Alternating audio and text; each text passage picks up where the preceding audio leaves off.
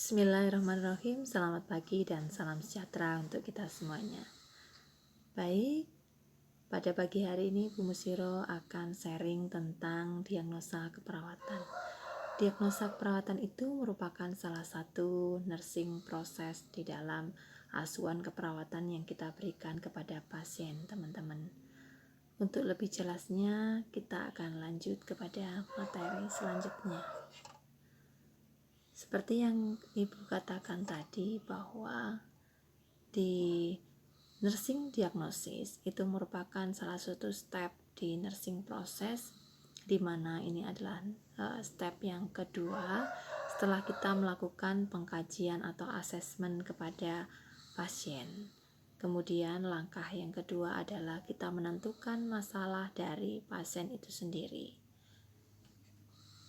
Teman-teman, yang diharapkan pada saat pembelajaran hari ini adalah panjenengan semuanya diharapkan mampu menjelaskan tentang konsep diagnosa keperawatan, dan yang kedua adalah bagaimana panjenengan bisa mempraktekkan, di mana mampu merumuskan atau menetapkan masalah keperawatan dari klien atau diagnosa keperawatan dari klien itu sendiri. Tentunya berbeda, teman-teman, antara masalah keperawatan dengan diagnosa keperawatan.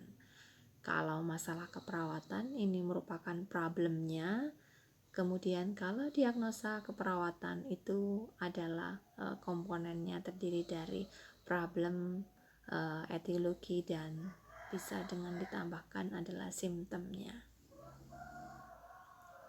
Baik,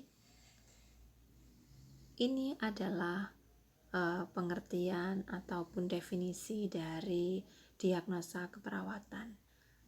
Diagnosa keperawatan merupakan tahap kedua dalam proses keperawatan setelah pengkajian keperawatan. Jadi setelah kita mengkaji itu ada secara anamnesa, kemudian ada pemeriksaan fisik, dan kita lihat bisa juga kita lihat dari hasil pemeriksaan penunjang, kemudian kita melakukan menganalisa data, dan akhirnya kita menentukan atau merumuskan masalah keperawatan dari klien ini sendiri apa, begitu. Jadi tahapan diagnosis keperawatan ini merupakan tahapan kedua setelah panjenengan semuanya melakukan pengkajian kepada pasien,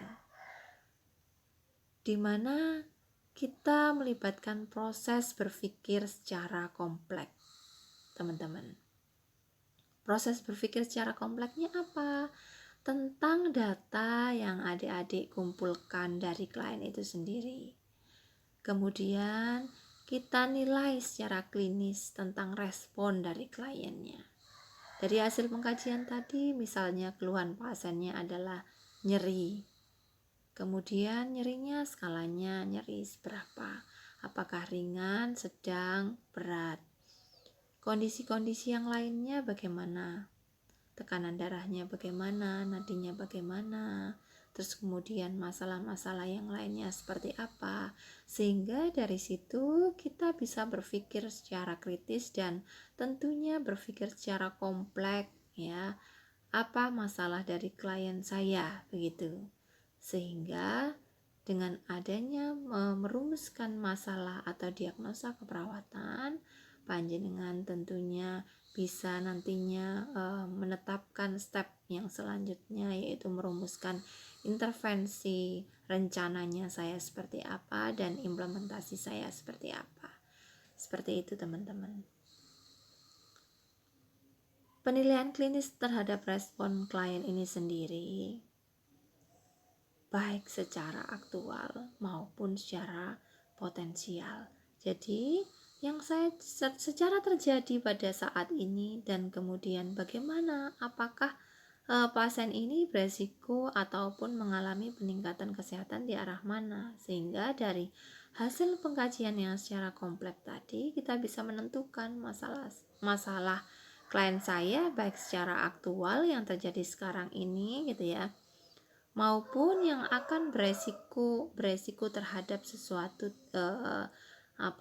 masalah juga perlu kita kaji dan perlu kita rumuskan. Begitu teman-teman.